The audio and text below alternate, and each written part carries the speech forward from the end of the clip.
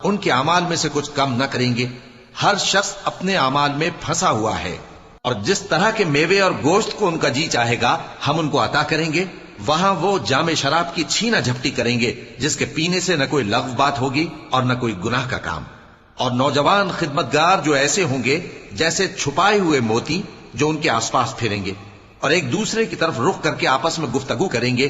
کہیں گے کہ اس سے پہلے ہم اپنے گھر میں اللہ سے ڈرتے رہتے تھے تو اللہ نے ہم پر احسان فرمایا اور دوزخ کی گرم ہوا کے عذاب سے ہمیں بچا لیا.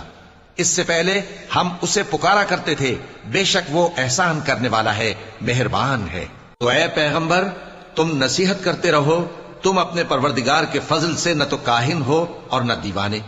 کیا کافر یہ کہتے ہیں کہ یہ شاعر ہے اور ہم اس کے لیے زمانے کی گردش کا انتظار کر رہے ہیں؟ کہہ دو کہ انتظار کیے جاؤ، میں بھی تمہارے ساتھ انتظار کرتا ہوں.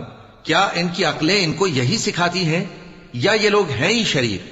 کیا کفار یہ کہتے ہیں کہ ان پیغمبر نے قرآن از خود بنا لیا ہے؟ بات یہ ہے کہ یہ اللہ پر ایمان نہیں رکھتے. اگر یہ سچے ہیں تو یہ بھی ایسا کلام بنا لائیں. کیا یہ کسی کے پیدا کیے بغیر ہی پیدا ہو گئے ہیں، یا یہ اپنے آپ کو خود پیدا کرنے والے ہیں، یا انہوں نے آسمانوں اور زمین کو پیدا کیا ہے؟ نہیں، بلکہ یہ یقین ہی نہیں رکھتے.